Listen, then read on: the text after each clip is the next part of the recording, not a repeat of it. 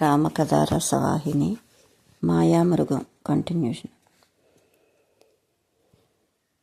ఆ ప్రశాంత వాతావరణమున ఆ శబ్దము సీతారామ చెవిన పడెను.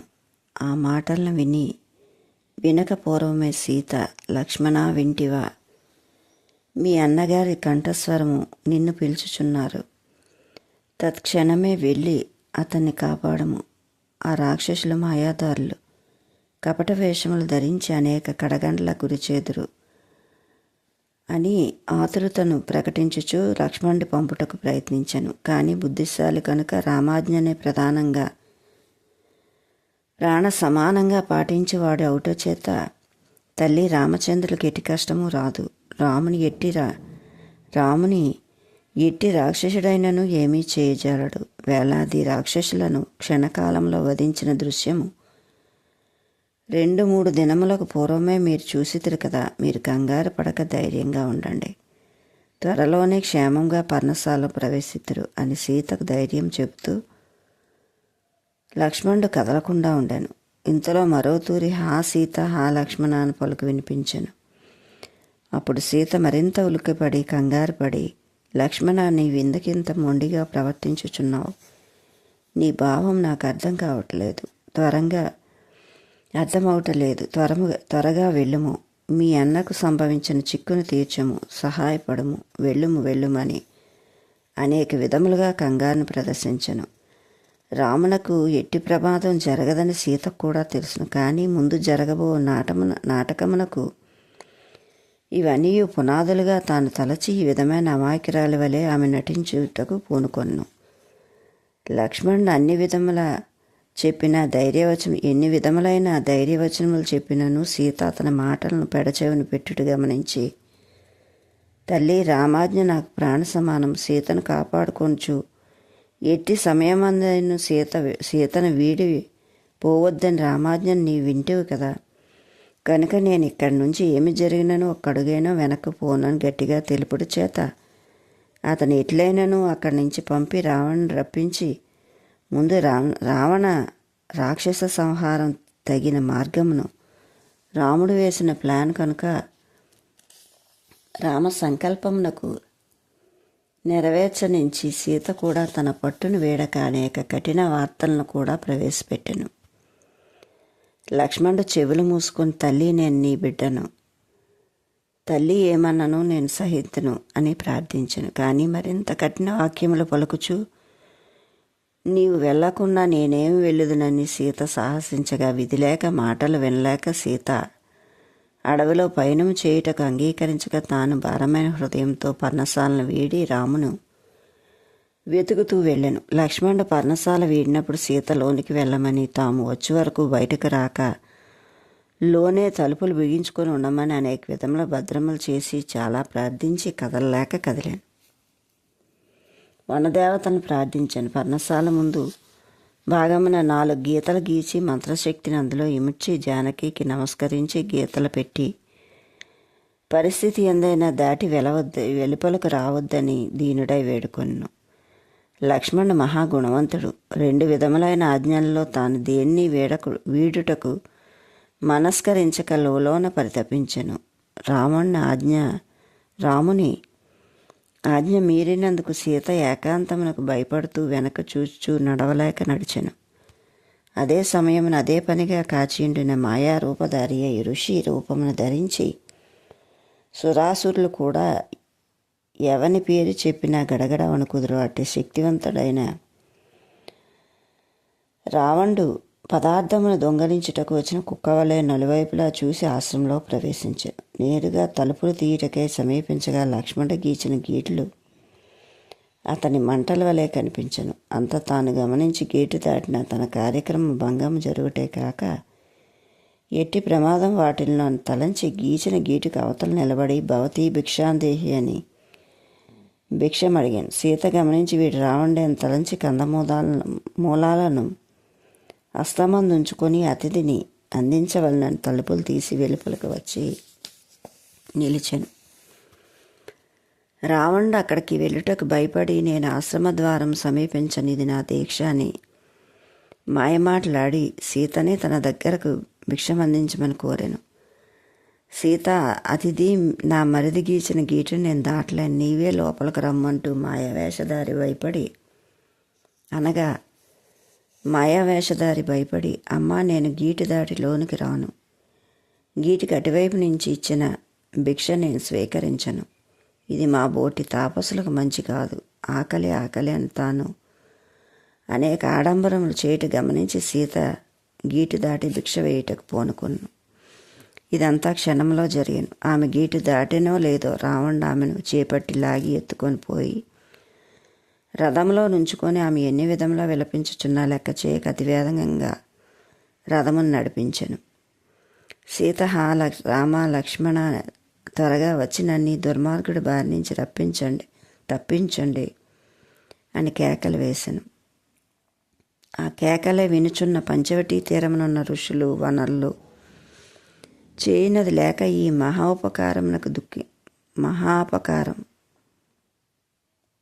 అపకారానికి దుఃఖించిరి, కానీ తప్పించలేకపోయిరి.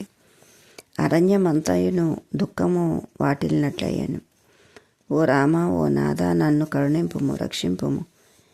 ఈ దుర్మార్గుడు రూపు మాపి విలపించుచున్న ఈ దీనాలాపంతో చరాచర జంతుజాలం సహితం విలపించెను. ఓ రావణ, నీ వినాశనము నీవే రాజబాట వేసుకొనుచున్నావు. నీ రాజ్యము, నీ ప్రజలు, సర్వ రాక్షస వంశము సంపూర్ణంగా నాశనం గావించుకొనుచున్నావు. నేడు నవ్వుతూ చేయుచున్న ఈ దురాచారమునకు నీ త్వరలోనే ఏడ్చుచు అనుభవించబోచున్నావు. నీచుడా, నీ ఓటి తపస్సంపన్నకు ఇది మేలు కాదు అని రావణకు చెడు తలంపునకు అనేక బుద్ధివాక్యములు తెలుపుతూ మధ్య రాముణ్ణి పిలుచుచూ వెళ్ళుచున్న రథము గృధరాజు జటాయువు గుర్తుపట్టెను. సీతా విలాపం గమనించెను. ఆమె శ్రీరాముని భార్య అని తెలుసుకుని, అయ్యో, నేను వార్ధక్యమును అనుభవిస్తున్నాను, నేటికి నా బలము ఈ దుర్మార్గునితో పోరాడినంత శక్తి లేదు కదా, ఏమి చేతునని చూచుచూ ఊరకుండా మంచిది కాదు. మంచి కార్యము పరస్త్రీ అపహరణ రూపొందుటిలో గల పవిత్రత మరొకటి ఉండదు కదా. కాన ఈ పవిత్ర కార్యక్రమంలో నా ప్రాణములు పోయినా సరే నా శక్తి కొలది సీతకు సహాయం చేయుటకు పూనుకొందును అని, ఓ సీత, భయపడకు, ఆ దుర్మార్గుని రూపుమాపి నిన్ను విడిపింతును, రామునకు అప్పచెప్పుదును అని అరుచుచూ రావణ్ణి రథమునకు అడ్డుగా వెళ్ళి తన వాడి అని ముక్కుతో రావణ్ణి అనేక విధములుగా హింసించి రథమును ధ్వంసం చేయుటలో తన అంతయును వినియోగపరచి పోరాడ మొదలుపెట్టాను. జటాయువు అనేక విధముల రావణ్ణి ఉపదేశం చేసెను. రావణ, నీకిది మంచిది కాదు. సీతను విడిచి నీవు గృహమునకు చేరుకోము, లేకున్నా అగ్నిలో పడి శలభం వలె నీవును నీ వంశమంతయు రామ క్రోధాగ్నిలో పడి నశింతురు. నీ పొగరబోత్తనం నిన్నే హింసించును. పరస్త్రీని అపహరించుట మహాపాపం. పాపచిత్తుడై పరస్త్రీల వెంట తిరుగును. కుక్క నక్కల కంటే హీనుడే పరస్త్రీని కోరును. ఇంతకంటే వేరు చండాలపు పని మరొకటి ఉన్నదా? నీ తల్లిదండ్రులు చేసుకున్న పాపము. నీవు కామాంధుడై కన్ను మిన్ను కానక ముందు రాబోయే కీడుని యోచించక పూర్తి ఉన్మత్తుడి వలె ప్రవర్తించుచున్నావు. నీ బలమును, ధనమును, జనమును చూసుకొని విరవీగుచున్నావు. ఇది అన్నిటినీ భస్మం గావించును. నీ తపశ్శక్తి కూడా క్షణంలో అదృశ్యమవును. నీ స్థితులు పరరాక్షసులు అపహరించిన ఆశించిన నీవు ఊరకుందువా? నిజంగా నా సతీ పరసతి అను సత్యములు గుర్తించిన మానవమాతుడెట్టి ఇట్టి దౌర్భాగ్యమునకు పూనుకొనడాన్ని అనేక విధములుగా బోధించుచు రథముతో పాటు తాను కూడా అతి వేగంగా ఎగురుచూ వెంటాడను. జటాయువు పలుకులు నీతులు సీతకు ఎంతో శాంతి అందించిన మనసు సీత ఆనందించెను. వృద్ధుడైన జటాయువు రథమును ఆపి సీతను రథం నింపి దింపి ఒక వృక్షం కింద కూర్చోబెట్టి రావణుతో పోరాడను. పాపం వృద్ధాప్యం అవుట చేత కొంతసేపటికి అలసిపోయాను. రావణ కిరీటమును వాని శిరోజములు కూడా నూడబెరికెను. దేహమంతా పొడిచి రక్తపు ముద్ద గావించెను. రావణుడు ఎన్ని బాణములు ఉపయోగించను తన ముక్కు రెక్కల ద్వారా దాన్ని ఖండించెను. రావణుడు చేయనది లేక తన ప్రాణరక్షణ నిమిత్తమై చంద్రాయుధము తీసి దానిచే జటాయువును రెక్కలను తుంచెను. జటాయు యొక్క రెక్కలే ప్రాణము. అందుచేత చేసినది లేక రామా రామా అని పలుకుచూ కిందకు కూలాను. స్వామి కార్యమున నా ప్రయత్నం లోపం లేక పోరాడితిని, కానీ ఫలితం లేకపోయాను. ఇది రామ సంకల్పమే. దీనిచే లోకమునకు ఏ ఉపకారం గావించునో రాముడు లేకున్నా సీతాపహరణము ఉన్నచో రామ సంకల్పం లేక జరగదు. కానా నేను యోచించిన ప్రయోజనం ఉండదు. ఈ వార్తను రామునకు అందించినంత వరకైనా నా ప్రాణం నిలుపుకొనుటకు అతన్నే ప్రార్థించును. ఇంతకంటే నేను చేయనట్లు వేరొకటి లేదు అని కన్నులు మూసుకొని రాముని ప్రార్థించాను. ఇంతలో రావణుడు తిరిగి సీతను రథంపై కూర్చోబెట్టుకొని బర్రున బయలుదేరాను. కంటితో చూచూ సీతా విలాపం వింటూ ఏమీ చేయలేని వాడి వలె జటాయు కంటికి దారుల కార్చుచూ రామును ప్రార్థించాను. మృత్యువు సమీపించు కాలమున వినాశకాలము కాబోలు ఈ సమయము విపరీత బుద్ధులు పుట్టుట సహజము. అటులనే రావణ్ణి వినాశకాలం సమీపించినది, రాక్షస వంశం నాశనం కాబోచున్నది అంటూ రావణునికి రాబో దుస్థితి చింతించుచు రామరాకకై నిరీక్షించుచు జటాయువు కదలలేని స్థితిలో పడాను. ఇక పంచవటి తీరమున మాయలేడిని చంపి వెనక్కి తిరిగి వస్తూ తనలో తాను జరగవలసిందంతా జరిగిండును. ఇది నా సంకల్పమే అయినా జనసామాన్యముకు ఇది దైవత్వం అని అర్థం కాకుండాటకై నేను సామాన్య మానవ మాతృల వలె ఇకపై ప్రవర్తించవలసి ఉండును అని తలంచుచూ వెనక్కి వస్తూ ఉండగా కొంత దూరంలో లక్ష్మణుడు ఎదురు వచ్చినట్టు గ్రహించి లక్ష్మణునికి కూడా నా మర్మం తెలియనివ్వకూడదని దృఢముగా చేసుకొని చింతాక్రాంతుడై వచ్చుచున్న లక్ష్మణుని చూసి, తమ్ముడా, నా మాట నిరాకరించి సీతను ఒంటరిగా విడిచి వచ్చుటకు నీ మనసు ఎట్లా ఒప్పెను? నిత్యము జరుగుచున్న రాక్షస కృత్యములు నీవు చూచుచు ఆశ్రమున ఒంటరిగా సీతను విడిచుట మంచిదా? అయ్యో, సీతగతి ఏమోయిండునో నాకు అనుమానంగా ఉన్నది. పర్ణశాలలో సీత లేనట్లు నాకు తోచుచున్నది. ఇక ఏమి గతి అని విచారంతో వెలబుచ్చుచు రాముని పాదములపై పడిన లక్ష్మణుడు, అన్నా, నా మనసు నీకు తెలుసును. ఎట్టిక సమయమునందైనా సరే నా ప్రాణములు నవ్వుతూ మీ పాదములకు అర్పితం గావించును. కానీ ఆజ్ఞ మీరను. సమయం అట్టిది. ఇది నా విధి. విధాత యొక్క విరుద్ధ బలము చేత మాయామృగు మార్చిన అరుపులకు హా సీత, హా లక్ష్మణ అన్న పదములకు పర్ణశాలకు వినిపించెను. విన్నంతనే తల్లి సీతాదేవి భయపడి తక్షణమే మీ సోదరునకు ప్రమాదం వాటిల్లినది, వెంటనే వెళ్ళమని నన్ను అనేక విధములుగా తొందరపెట్టెను. ఈ రాక్షస మాయలు నాకు తెలుసు గనక నమస్కరించి ఎన్నో విధములుగా ప్రార్థించని వేడుకొంటిని. రామునికి ఎట్టి ప్రమాదము జరగదు, ఇది కేవలం రాక్షస మాయ అని తెలుపుకొంటిని. మరి రెండో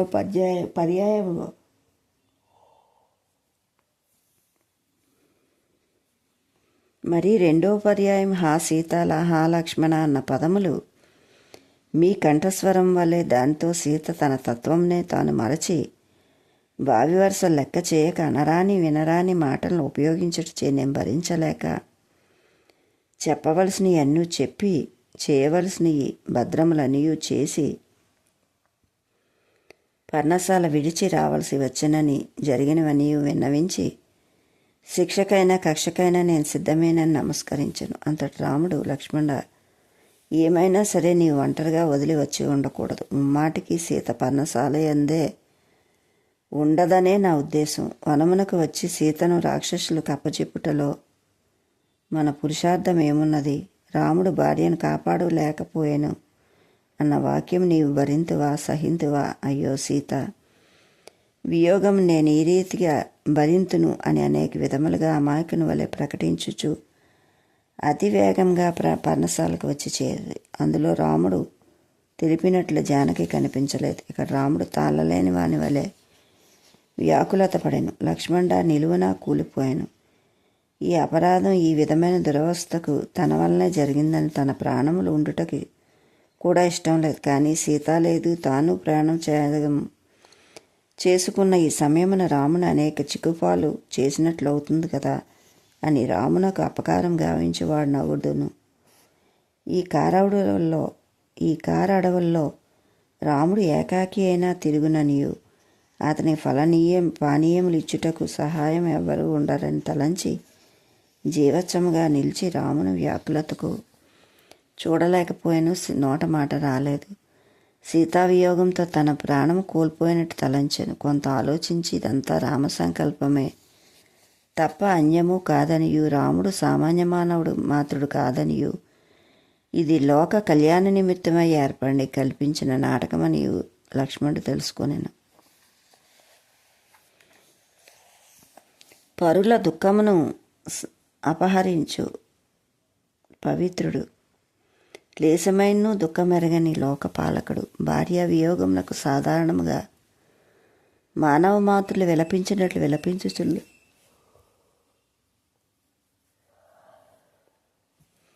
విలపించుచున్నాడని ఇది నాటకమని లక్ష్మణుడు క్షణంలో గ్రహించెను. సీత యొక్క నిస్వార్థము, నిష్కళంకము, నిరుపమానమగు శీలము లక్ష్మణునికి తెలుసును. అట్టి సద్గుణ సచ్చీలవతి ఇట్టి విపత్తు కలిగిందంటే ఇది కూడా రామకార్యంలో ఒక భాగమని తెలుసుకున్నాడు. రామాజ్ఞ లేక ఏ చిన్న కార్యం కూడా ఎవ్వరూ చేయి వీలు కాదు. అయితే లోకమునకు మానవమాతృడుగా అవతరించి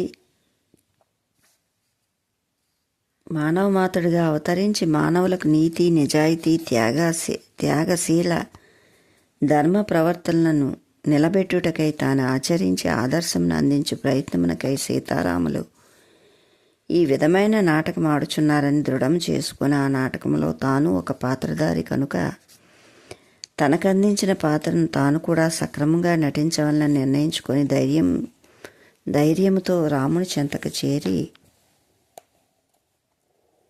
పాదములు ముట్టి, అన్నా ఓ నాథ, నీవు జగన్నాథక సూత్రధారివి, నీకు తెలియనివి చేతకానివి ఏమీ లేవు, అంతా నీ సంకల్పం నందే ఇమిడి ఉన్నవి, నీకు తెలియక ఇన్ని జరుగుటకు వీలు కాదు, నేను నమ్మను, ఇదంతా లోక కళ్యాణ నిమిత్తం రాక్షస నాశనం పొందించుటకై తామే ఈ నాటకం ఆడుచున్నారని నా మనస్సు నిశ్చయంగా నన్ను ప్రేరేపించుచున్నది. ఇది పరమ సత్యం అయ్యుండును. నిజము తెలిపి నన్ను శాంతచిత్తుని గావింపమని ప్రార్థించగా రాముడు చిరునవ్వి నవ్వి, లక్ష్మణ, నీవు నా అంగమౌట చేత నీ దగ్గర దాపరికం ఏముంది? నీ సంకల్పం సత్యం. ధర్మ సంరక్షణార్థమై అవతరించిన నేను ధర్మమును ఆచరించి అందించటలో అన్ని విధమైన లీలలు గావించుకుని వలసి ఉండును. ఏడ్చునట్టి చంటిబిడ్డ ఆడించి పాడించి లాలించి ఆట వస్తువులు అందించి కట్టుకథలు చెప్పి పాలను తాగించి ఏడుపు మాన్పించుట తల్లి అనేక యుక్తులు పన్నుట లోక సామాన్యం. ఇందులో పరమ లక్ష్యము పాలను తాగించి ఏడుపు మాన్పించుటే, అంతే కదా. అయితే ఆటలు పాటలు, ఆట బొమ్మలు, కట్టుకథలు పాలను త్రాగిపిచ్చి ఏడుపును మాన్పించుటకు సహాయకారులగుచున్నవి కదా. ఆకలి తీర్చి ఏడుపును మాన్పించుటలో పై కృత్యములు కూడా ఒక ఆధారములే కదా. అవన్నీ చేరే ఆకలి తీర్చినవి, దుఃఖము దూరం చేసినది. అట్లనే ధర్మ సంస్థాపన అధర్మ నాశనము గావించుటకై లోకమాత అయిన నేను ఇన్ని విధములైన నాటకములు ఆడవలసి వచ్చినది.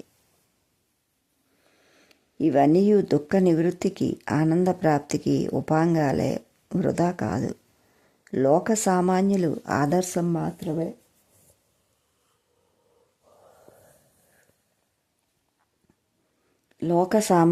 ఆదర్శంను మాత్రమే ఆధారంగా చేసుకుని అనుసరింతురు.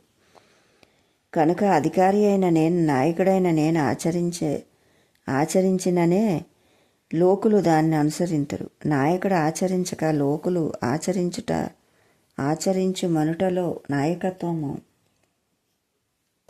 నాయకత్వం నాకు అర్హుడు కాడు.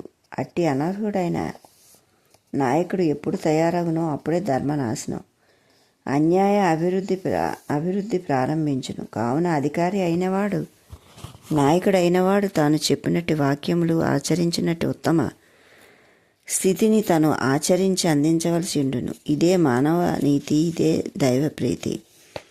సీతను కూడా ఈ నీతిని చక్కగా తెలుపవలను. ఈ నిమిత్త మాత్రము ఈ కార్యము వినియోగ సంయోగ సుఖదుఖ విలాప ప్రలాపములు ప్రకటించుననే కానీ అవి సత్యమైనవి కావు. నా అవతార తత్వమునకు ఇవి కొన్ని నిబంధనలు, నిరూపణలు కాన నా తత్వమును నీకు తెలుపుచున్నాను. నీవు కూడా నీ స్థానమున కాలకర్మ కారణములను, దేశకాల పాత్రలను అనుసరించవలసి వచ్చును. దైవ రహస్యం అన్యులకు అర్థం కాదు కనుక నీవు నా వల్లే కొంత నాటకమాడి మనం వచ్చిన కార్యక్రమం పూర్తి చేసుకుందామని తమ్మునకు దైవత్వము పూర్తిగా తెలిపి సామాన్య మానవుల వలె సీతాన్వేషణ ప్రారంభించిరి. ఈ అన్వేషణలో రామలక్ష్మణులు మహా చిత్రముగా, విచిత్రంగా, అద్భుతంగా, ఆశ్చర్యంగా నటన చేయుదురు. అంతేకాదు సీతామాత కూడా మహాపవిత్రతను ప్రదర్శించుచు ధైర్య సాహసములతో సత్యమునకు భయముండదన్నట్టుగా ఘోర రాక్షసులు అదిరించి బెదిరించినను లొంగక కృంగక తన దీక్షను వీడక ఏకలక్ష్యమును సాధించుచు దీక్షను చాలా అద్భుతంగా ప్రకటించుచున్నది. వీరు గావించి ఈ నాటకము ప్రతి గృహస్థునకు, ప్రతి ఇల్లాలకు ధర్మాధర్మములు అందించును. తల్లి, తండ్రి, భార్య, భర్త, సోదర, మిత్ర వాగ్దానములకు శీలమును ఎట్టు కాపాడుకొని సార్థకము గావించుకొనవలనో చక్కగా నిరూపించరు. ఏటికి రామాయణమే జీవిత సర్వ సమస్యలు దూరం గావించును, మానవత్వమును సార్థకతం చేసుకున్నట్లు నిరూపించును. రామాయణము లేని నీతులు మరొక దాని యందు లేవు. నిత్య జీవమున మానవుడు ఏ సందర్భంలో ఎట్లు మానవత్వం కాపాడుకొనవలనో, పరిపాలన గావించుకొనవలనో, ప్రజలకు బోధించవలనో, శాసనములు గావించవలనో అన్నీ ఒక్క రామాయణంలో ఇమిడి ఉన్నవి. ఈ రామాయణం పూర్తిగా అర్థం చేసుకున్న లోక కళ్యాణముకి ఎట్టి అవాంతరములు అడ్డు తగలవు. Okay masters, like, share, subscribe. Thank you.